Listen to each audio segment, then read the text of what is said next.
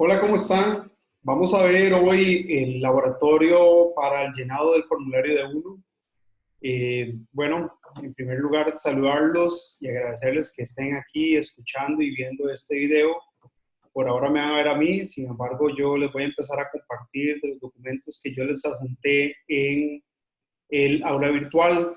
Entonces, la idea es que conforme yo les vaya explicando, ustedes van pudiendo abrir y ver los documentos específicos.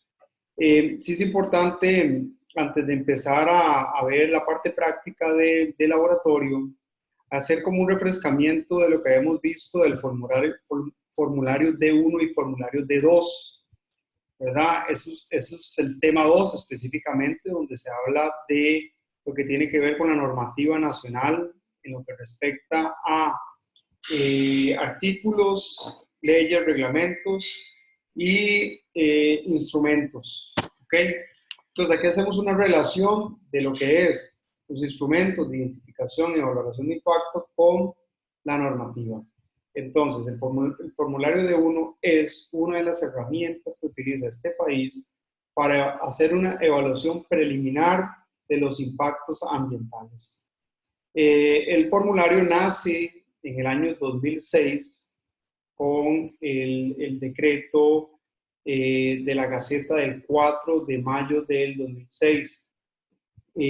Aquí, a pesar de que en el reglamento de procedimientos de evaluación de impacto ambiental que se crea en el año 2004, ya se habla del formulario D1, el D1 se crea hasta en el año 2006. Entonces, haciendo un repaso de eso, tenemos que acordarnos para qué se aplica el formulario de uno. Entonces, cuando hablamos de proyectos, categorías, ¿se acuerdan? Categoría A, B1, B2, estaríamos hablando de la aplicación del formulario de 1. Cuando hablamos de categoría C, estaríamos hablando del formulario de 2. No vamos a ver en este caso el formulario de 2 porque es un instrumento muy sencillo. Incluso es un instrumento que no necesariamente tiene que ser llenado por un consultor ambiental, o un gestor ambiental, un ingeniero ambiental, un ingeniero forestal o un experto en evaluación de impacto ambiental. Eso lo puede llenar el mismo desarrollador. Entonces, voy a enfocarme en el formulario de uno que sí tiene que ser llenado por un consultor ambiental inscrito ante Setena en este país, tiene que tener un código Setena para que pueda llenarlo y firmarlo. Además, el formulario tiene una serie de documentos adicionales, los cuales tienen que ser elaborados por profesionales diversos como geólogos, hidrólogos, ahorita lo vamos a ver, y todos tienen que estar inscritos ante ese tema para que puedan firmar. Entonces, teniendo este panorama, les voy a compartir en primera instancia los documentos que nos van a dar la parte práctica de este proceso. Entonces, ¿qué les voy a mostrar? Les voy a mostrar, en primer lugar, esto. ¿Ok? Aquí ustedes pueden ver en formato PDF, que yo les adjunté, un diseño de un proyecto. Este diseño es un condominio ubicado en Río Oro de Santa Ana. Es un condominio sencillo, estamos hablando de 1, 2, 3, 4, 5, 6, 7, 8, 9 lotes. El proyecto consta de un loteado, ¿verdad? De 9 lotes con una calle interna, cerrada al ser condominio. Va a tener un área de piscina, un área común, áreas verdes, ¿verdad? Aquí no se está contemplando la construcción de las casas todavía, entonces lo que se quiere obtener es una viabilidad ambiental por una infraestructura que es el camino, el loteado y las áreas comunes. Ese es el proyecto. Entonces, ustedes pueden acercar un poquito más la tabla de áreas, se van a dar cuenta que la sumatoria de las áreas constructivas, ¿verdad? Van a ser mayores a 1000 metros cuadrados. Ya solo ese hecho hace ver de que el proyecto va a requerir de un formulario de uno. Eso está en reglamentos. Usted va a los anexos, ¿se acuerdan? Anexo 1, anexo 2 y anexo 3.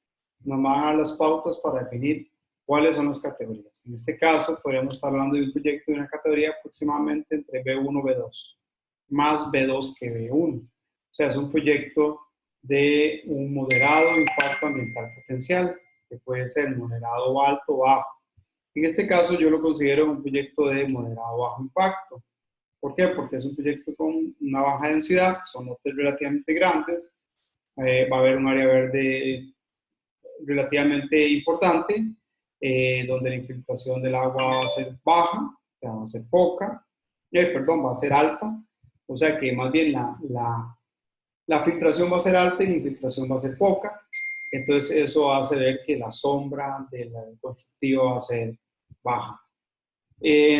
Este es el primer panorama. El segundo panorama que tenemos es donde está ubicado. Si ustedes ven en esta imagen, que es el documento que se llama área de proyecto, vemos ubicado en Google Earth la propiedad.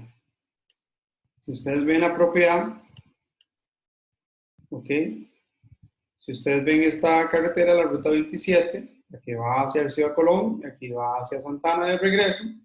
Este sector es una entrada hacia el Río Oro y estos son residenciales que se ubican. Aquí, bueno, no hay un acceso en principio, sin embargo, posteriormente debería haber un acceso. Hay una calle pública frente al proyecto, quiere decir que aquí se va a construir un proyecto privado, que es un condominio cerrado, y que pasa una calle pública al frente. ¿Okay? Entonces ustedes ven esta fotografía aérea con una ubicación que va a dar un panorama de qué es lo que hay en los alrededores. Digamos que aquí me podría decir cómo está el uso del suelo y qué impactos podría generarse por los medios que hay en su alrededor, en su entorno. Ahora les voy a mostrar otros documentos, ¿okay? Les voy a compartir otro documento, voy a dejar de compartir este. Ahora voy a compartir lo que son las fotos. Las fotografías que van a ver ahora es una fotografía del sitio. ¿Okay? ¿Esto qué quiere decir? Que esta fotografía es del sitio previo a la construcción del proyecto. Eso implica que estamos viendo un proyecto con una baja densidad de vegetación, es un pastizal, hay árboles arbustos intermedios, árboles en los alrededores que están fuera del área de proyecto. Ok, voy a compartirles otra fotografía. Ok, vamos a compartir esta fotografía. No, perdón, esta es la misma. Aunque no va a variar mucho. Esta fotografía que les voy a compartir, vamos a ver.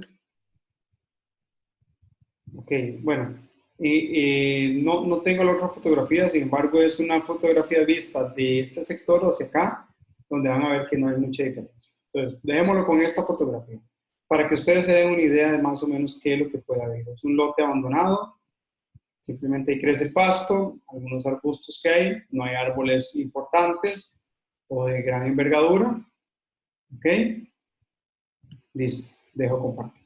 Entonces, con ese panorama, el proyecto que se quiere realizar requiere de la elaboración del formulario de uno para poder obtener la viabilidad ambiental.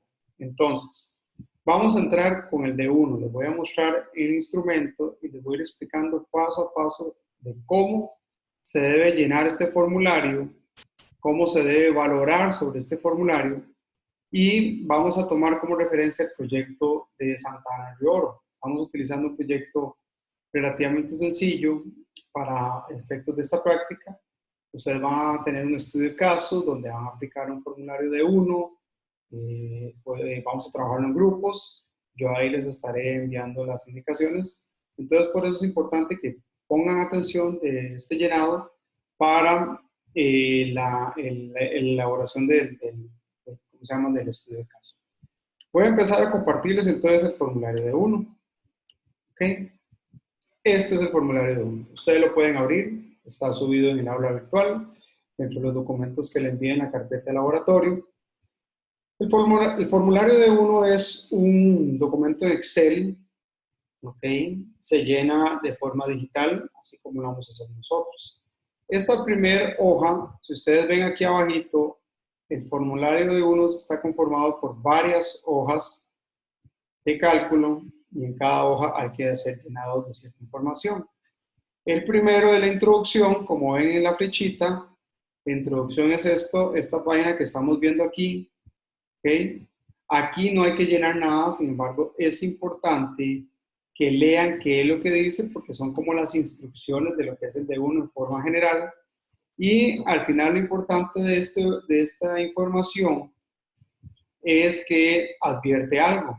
Advierte que la omisión de cualquier información, ¿okay? O sea, uno como profesional o como desarrollador, que son las dos personas que firman el D1, si se omite información, puede generar sanciones administrativas y penales, así lo advierte en el formulario de uno.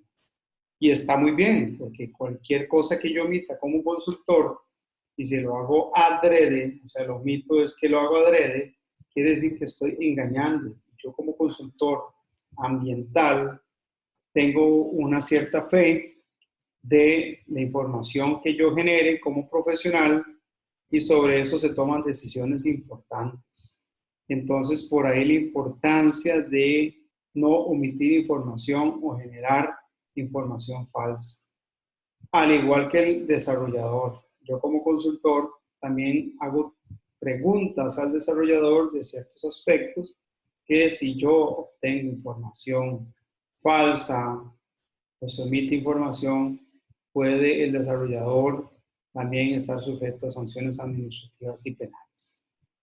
Ok, aquí no hay ninguna información que agregar, por eso es importante que se lea. Y cuando yo imprima el documento, aunque ya hay todo un procedimiento que se puede adjuntar de forma digital a Cetena, pero en caso de que sea impreso, esta página hay que incluirla y hay que imprimirla. No se puede obviar. Pasemos a la hoja 2, que es información general. ¿Ok? En información general, si ustedes ven, aquí hay que empezar a llenar el documento. Toda esta hoja de cálculo yo no voy a detenerme porque es información general. Es información que usted tiene que preguntarle al desarrollador o información que usted tiene de documentos legales. Por ejemplo, el nombre de la actividad. Pues aquí yo me adelanté un poquito y puse condominio Río Oro. Si ustedes ven, puedo borrar, puedo escribir. Pues yo pongo aquí condominio Río Oro. Así se va a llamar el proyecto. ¿Ok? El nombre de razón social del propietario, cuando se habla del propietario, es el dueño de la propiedad. A veces no necesariamente el dueño del proyecto es el dueño de la propiedad. Eso es importante tener claro. Ahorita vamos a ver qué pasa en esos casos. Digamos que la empresa que va a desarrollar se llama Los Patitos, ¿verdad? Los Patitos S.A. Pongo, y aquí tengo que poner la cédula jurídica de Los Patitos S.A.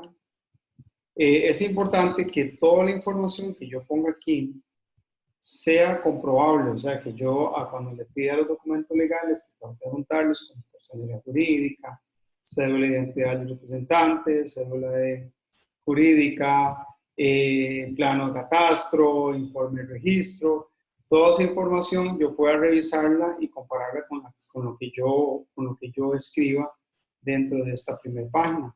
¿Para qué? Para que haya coincidencia entre los documentos que yo adjunto con la información que yo pongo. Aquí se llena el domicilio social del representante legal de la empresa. Otras señas quiere decir la dirección con otras señas, por ejemplo, de supermercado X, 500 metros, o el condominio X, casa 130, etc. Otra seña más detallada. Número de teléfono se pone aquí, 240, 8976, un ejemplo. Si ustedes ven, todo se puede escribir. Correo electrónico. El correo electrónico es importantísimo porque ahora Cetena todo lo notifica por correo electrónico. Aquí hay algo importante. Cuando uno llena el correo, hay dos opciones. como este es el correo que sea, este y el otro correo son los que se van a utilizar para que sea notificado.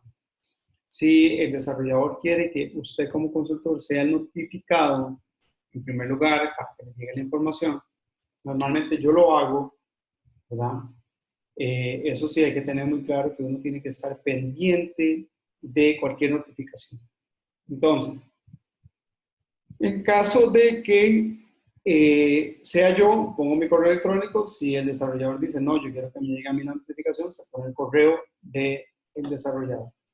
Número de fax también se pone, el apartado código postal, si hay, si no, no se pone, no tiene. Y correo electrónico para notificaciones. Entonces, se puede poner el mismo correo electrónico que viene aquí, o se puede variar y puede poner varios correos para tener varias opciones. Se pone después el número de la provincia o nombre. En este caso, la provincia es el 1, nombre es San José, ¿verdad? 1. Bueno, aquí debe ser que tiene un formato Zelda, de forma general. Recuerden que esto es un Excel. Como Excel tiene todas las aplicaciones de Excel. Cantón X, nombre Santana, no me acuerdo ahora el número del cantón, se busca. Y distrito número tal y nombre tal. Yo creo que es distrito privado. Todo eso no hay que saberse de memoria. Usted lo puede buscar en el mismo plano. El plano viene todos sus datos. O se los pregunta al desarrollador o busca usted con información general. Otra seña de donde está ubicado la propiedad. En este caso sería número de plano, las coordenadas, CRTM05. Entonces se pone estar entre las coordenadas X y Y, en la dirección exacta. Esto de la propiedad donde se va a desarrollar el proyecto. Después viene ya datos del representante legal. Entonces se ponen datos de quién es el dueño de la empresa, o sea, de los Patitos S.A., si es casado o soltero, unión libre, etcétera. La profesión, el domicilio, la cédula de identidad, ya sea cédula, ya sea pasaporte, ya sea cédula de residencia, dependiendo si el desarrollador es extranjero o nacional, el domicilio, el teléfono, el fax, apartado, código postal, correo electrónico nuevamente. Y aquí al final vienen los datos que se obtienen del reglamento 31849, el reglamento de procedimientos generales de evaluación de impacto ambiental, donde viene el código SIUD de la actividad. Entonces ustedes buscan en el anexo 2 y dicen, bueno, construcción. Entonces construcción, el código SIUD es yo creo que 4510. Entonces ustedes ponen aquí el código SIUD 4510 y ponen la clasificación. ¿Qué es la clasificación IAP? A ver si se acuerdan. En este caso, la clasificación IAP es A o B1 o B2. En este caso, si es B2, se pone el nombre del consultor. Entonces ponemos Igor Zúñiga Garita y el correo electrónico. O en su efecto, puede ser que el ID1 lo esté presentando una empresa consultora. Por ejemplo, yo tengo una empresa consultora y mi empresa se llama Ingiofor. Entonces yo le pongo Ingiofor, SA, el correo electrónico. Y el número de registro en Setena, por ejemplo, yo tengo un número en Setena que es CI 001-01, o sea que yo soy, en este caso, en la resolución que salió de Setena ese año, fui el primero, 001 del 2001. Eso es lo que indica. Pero si es como empresa, la empresa también tiene un código diferente, que es EC, empresa consultora. En este caso, la empresa consultora mía es EC005-09, o sea, que inscrita en Setena en el 2009. Viene el número de teléfono de la oficina, el mío, etcétera. La vigencia, o sea, cada 2 años los consultores tienen que actualizarse. En este caso se pone la vigencia de cuándo se me vence esos 2 años. ¿Ok? Cada 2 años yo me vuelvo a renovar y hay una resolución donde me indica la renovación. Esa resolución se pone el número de la resolución, ¿verdad? Y la vigencia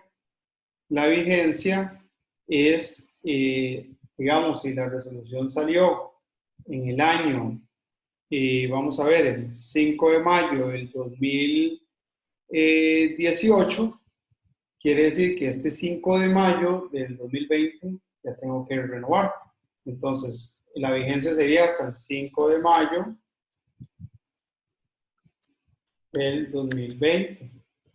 Y la resolución es XXX, ¿verdad? Perfecto.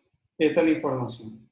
Aquí es muy importante poner el teléfono adecuado del correo electrónico porque a mí también me puede llegar, o sea, le puede llegar al desarrollador, me puede llegar a mí o nos puede llegar a ambos la notificación y es mejor que nos llegue a los dos porque así hay un control cruzado.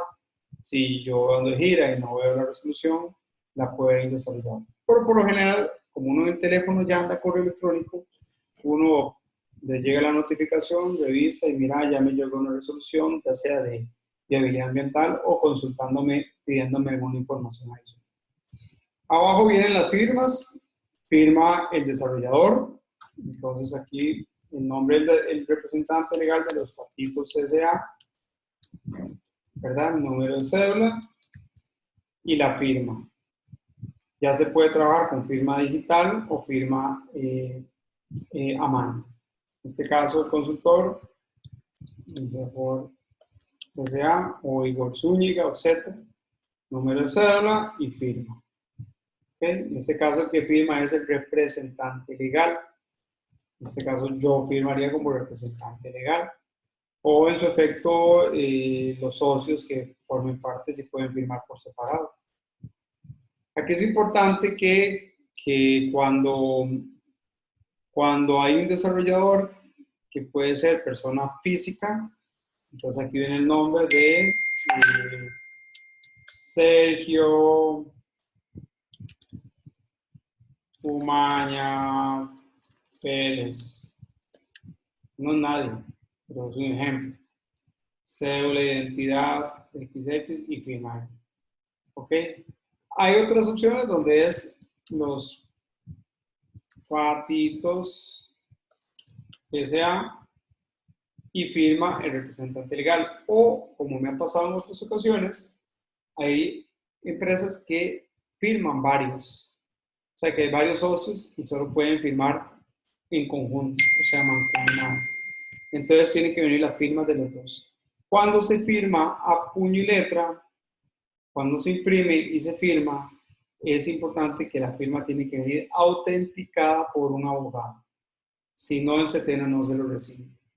Y cuando viene con firma digital, aunque esté impreso con la firma digital, hay que presentar un disco compacto donde venga el documento con la firma digital, ¿verdad?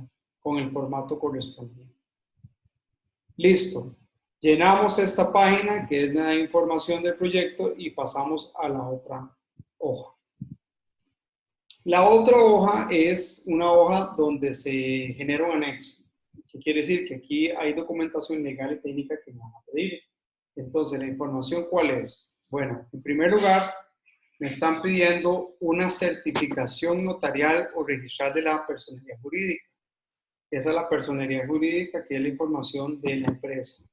Esa personería jurídica me la puede hacer un abogado o la puedo yo bajar del registro donde yo puedo meterme, yo puedo pagar, vale como 2.300 la certificación, yo la pago, la imprimo y la junto. Esas certificaciones, cuando son por registro, yo las imprimo, tienen una vigencia de 15 días.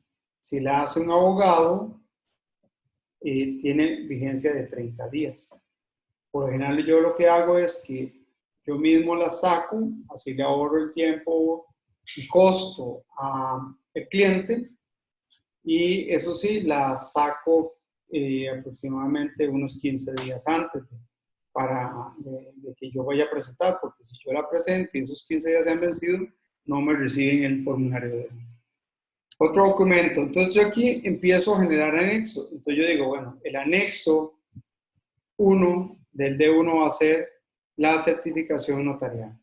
En este caso le pongo un 1. Ese va a ser mi anexo 1. Una copia de cédula jurídica es igual, se puede sacar por registro o se la puedo pedir aquí. Ese sería mi anexo 2. Después una copia de la cédula de identidad, que tiene que venir esa copia, o el pasaporte o la cédula de residencia, y esa copia tiene que venir autenticada por un abogado, si no, no me la recibe. Entonces sería el anexo 3.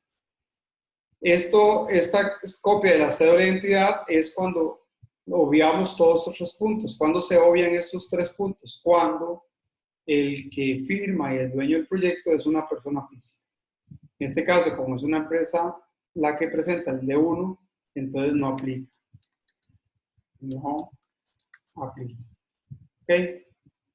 Después viene la certificación notarial o registral de la propiedad, que también yo la obtengo del registro público, la puedo sacar por internet o se la pido al desarrollador. Ese sería el anexo 4. Una copia del plano de catastro de la propiedad. Pueden ser que haya proyectos que tienen varios planos, entonces serían varios planos y varias certificaciones literales. En este caso, el proyecto de Río Oro es un plano, entonces sería el plano de catastro. También lo puedo bajar del registro por internet o se lo pido al cliente. Sería el anexo 5.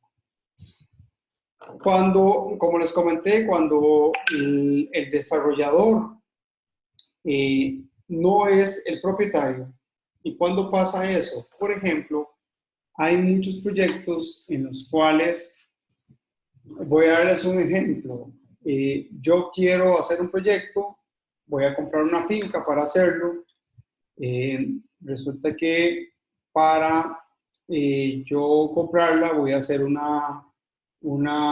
trato, ¿verdad? Un contrato donde yo les diga, bueno, yo voy a sacar la viabilidad del proyecto, si me sale todo bien, el proyecto es desarrollable, yo con una señal de trato le pago que me espere unos 5 o 6 meses para hacer el trámite y mientras tanto de la propiedad suya, no la compro. Entonces, cuando es así, yo soy el que presento toda la documentación, pero el propietario va a ser el que me está vendiendo. Yo lo que le tengo que pedir al propietario es una autorización para, como dice ahí, del dueño que me permita a mí hacer el trámite. Es una carta firmada y autenticada por un abogado donde dice, yo le autorizo que usted pueda realizar los trámites. O puede ser un poder por parte de un abogado que diga que yo puedo hacer los trámites. O a veces pasa lo siguiente, a veces yo soy el dueño del proyecto, soy el dueño de la propiedad, pero vivo en París. Bueno, hoy no viviría en París con esta situación, pero bueno, digamos que vivo en otro país y yo digo, voy a autorizar y darle el poder a mi hermano, a un amigo, a un abogado, para que me haga el trámite. Entonces yo le autorizo, le doy un poder, un abogado hace el poder para que pueda hacer el trámite. Entonces, aquí iría eso. Bueno, en este caso, el proyecto Río Oro, no. El dueño del proyecto es el dueño de la propiedad. Entonces, cuando es así, no aplica este anexo. Después, la matriz básica de identificación de impactos ambientales acumulativos es el anexo 6 y es una matriz que está dentro de este D1, pero lo vamos a ver al final. Aquí dejémoslo en rojito para decir, nos vamos a acordar de verlo más adelante. En un amarillito. Ok, vamos a ver. Después, esos son documentos legales. Ahora vamos a ver documentos técnicos complementarios. Nos piden en primer lugar el diseño. El diseño es esto que yo les había compartido. Vamos a ver. El diseño es este que ustedes ven aquí. Entonces, en ese anexo se presenta este diseño con el cuadro de áreas, como viene aquí, y una descripción del proyecto. Para eso hay una ficha que viene en el mismo formulario. La vamos a ver de una vez. ¿Ok? Esta ficha viene al final. Me voy a ir al final. Si ustedes ven, me voy con la flechita aquí. Me voy corriendo. Se ven cómo se corre. Y aquí al final dice ficha. Esta ficha tiene un cuadro, el cual yo empiezo a llenar con las características del proyecto. Me pide una justificación técnica del proyecto, si hay concordancia con el uso del suelo según la municipalidad o plan regulador, un resumen del proyecto a desarrollar, actividades a realizar en cada fase, constructiva, operativa, cuánto tiempo va a durar, la infraestructura a desarrollar, materiales a utilizar, cuáles van a ser las rutas de movilización de los equipos, maquinaria, etcétera, cada cuánto va a llegar maquinaria o camiones, cuál va a ser esa frecuencia, si todos los días, si cada una vez por semana entra maquinaria, etcétera. Números de empleados que van a trabajar en la obra, y si van a haber campamentos. ¿Cuándo hay campamentos? Cuando hay proyectos. Por ejemplo, eso se da mucho en zonas alejadas, zonas rurales, donde no hay poblados muy cercanos con mano de obra, entonces la mano de obra se traslada al proyecto, se hacen campamentos para que la mano de obra viva dentro del mismo proyecto. Okay. Entonces, me devuelvo a la información general. ¿Ok? Vamos por aquí, entonces ese sería el anexo 7. ¿Ok? El anexo 8 que voy marcando aquí es la hoja cartográfica con la localización del área de proyecto. Eso es, es hacer un polígono del área de proyecto, como lo pudimos ver en esta figura, ¿verdad? Es algo muy similar a esto, pero sobre una hoja cartográfica. O sea, es el polígono del área de proyecto sobre la hoja cartográfica, que puede ser unos 50,000 o unos 10,000, si hay. Y algo importante, además de presentar la hoja cartográfica impresa o digital, si se va a presentar el expediente digital, además de eso, tiene que haber una carpeta dentro del CD que se entrega al final también con todos los documentos digitales. Tiene que ir una carpeta con la información de plano georreferenciado en formato shape, ¿verdad? Y en formato KMZ o KML, o sea, en Google Earth, para que en Setena puedan abrirlo y ubicarlo sobre capas para ver si el proyecto se encuentra en áreas ambientalmente frágiles, ya sea un área silvestre protegida. Ok, dejamos de compartir, nos volvemos a ir al documento del D1. Aquí vemos después que vienen 3 estudios seguidos y aquí más abajo otro. ¿Se acuerdan que cuando vimos la clase de la normativa hablamos un poquito del formulario D1? Pero voy a repasar. Hay 3 estudios que se presentan como anexo al D1, que es el estudio de ingeniería básica, ¿ok? Que el estudio de ingeniería básica está conformado por 3 estudios. Estudio de hidrología, estudio de geotecnia y el estudio de riesgo antrópico. Son 3 estudios que son elaborados por un ingeniero civil. El de hidrología es por un ingeniero civil con especialidad en hidrología o hidráulica. El estudio de geotecnia es un estudio elaborado por un laboratorio de geotecnia respaldado por un geotecnista, que por lo general es un ingeniero civil, o a veces puede ser un geólogo, geotecnista. Pero por lo general son ingenieros civiles.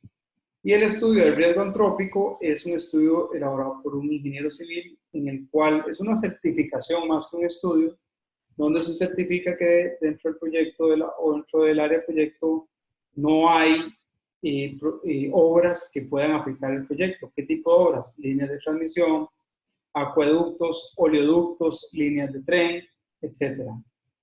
En caso de que exista, por ejemplo, que por el proyecto pase una línea de transmisión, en estas ocasiones el ingeniero tiene que establecer las medidas de protección sobre esa obra, ya sea para proteger la obra o también proteger a los que ocupen el proyecto de esa obra.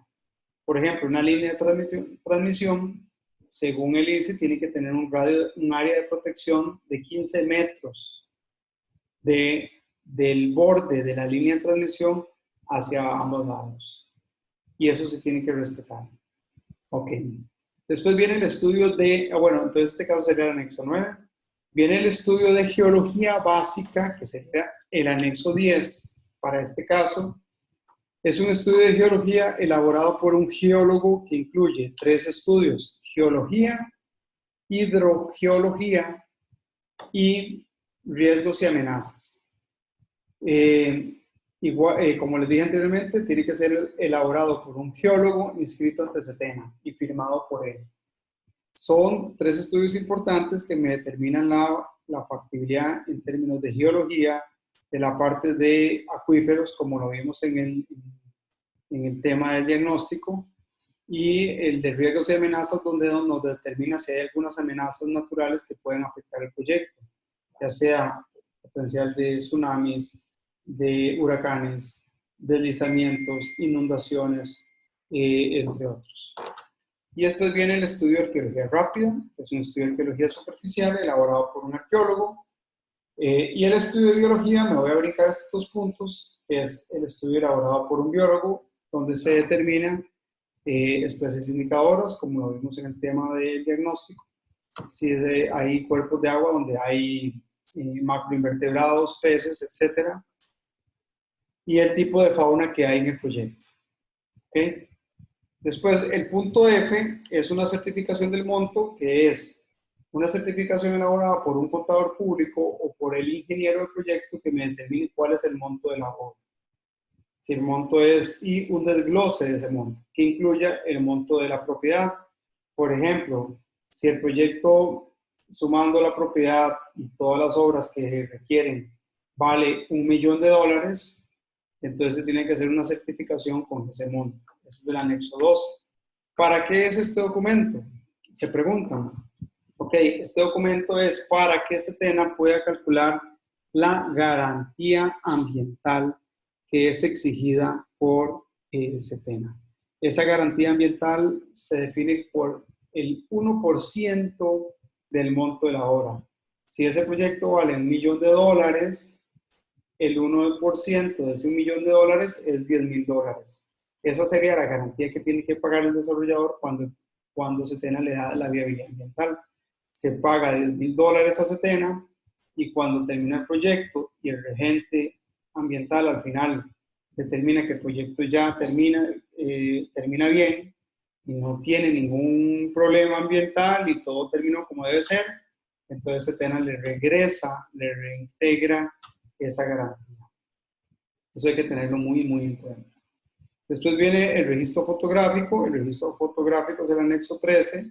El registro fotográfico es un documento donde vienen las fotos del área del proyecto, como les mostré las fotos anteriormente, pero tiene que venir la coordenada de donde tomó la foto, la fecha y quién la tomó, y una descripción de la foto. O sea, que es, por ejemplo, si yo muestro dentro de mi anexo fotográfico esta foto, ustedes ven, yo le pongo abajo la coordenada CRTM05 donde la tomé, pongo la fecha, tomada por Igor Zúñiga, el 5 de mayo del 2020, no sé por qué se me metió el 5 de mayo para todo, esperemos que pase algo bueno ese día, y ¿cómo se llama? Dentro de esta foto yo pongo qué es lo que va a pasar. Por ejemplo, donde está ese arbusto, resulta que ahí va a ir la calle. Entonces yo pongo en ese sitio específico que se muestra en la foto, va a atravesar la calle principal del condominio, por ejemplo. O en ese punto se va a construir el edificio X, o en ese punto se va a construir la piscina. O esa área va a ser área verde, por ejemplo.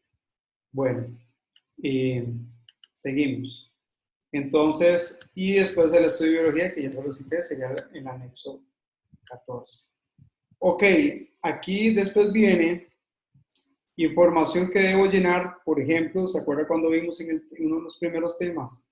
que es área de proyecto, área de influencia directa, área de influencia indirecta, es para poder manejar estos conceptos. Por ejemplo, aquí se pone cuál es el área de influencia directa del proyecto. Entonces ustedes calculan de acuerdo a su experiencia, de acuerdo a su criterio profesional, cuál es el área de influencia directa del proyecto, cuál es el área total.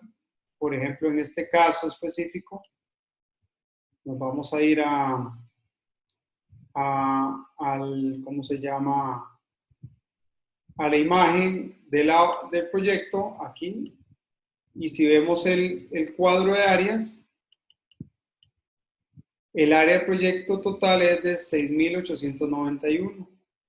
Pero si me voy a adelantar, si vemos aquí cuál es el área constructiva, yo tengo que sumarle el área de pavimento, el área de aceras, ¿verdad? Juegos infantiles. ¿Por qué finca filiales no? Porque yo voy a probar la viabilidad ambiental sin construcción de casas. Entonces los lotes quedan en verde todavía. Zona recreativa verde no, porque zona verde, la piscina es área constructiva, el rancho es área constructiva, tapias es área constructiva, caseta de seguridad área constructiva y depósito de basuras. Entonces, si hacemos un cálculo, y aquí voy a utilizar mi calculadora, ¿verdad?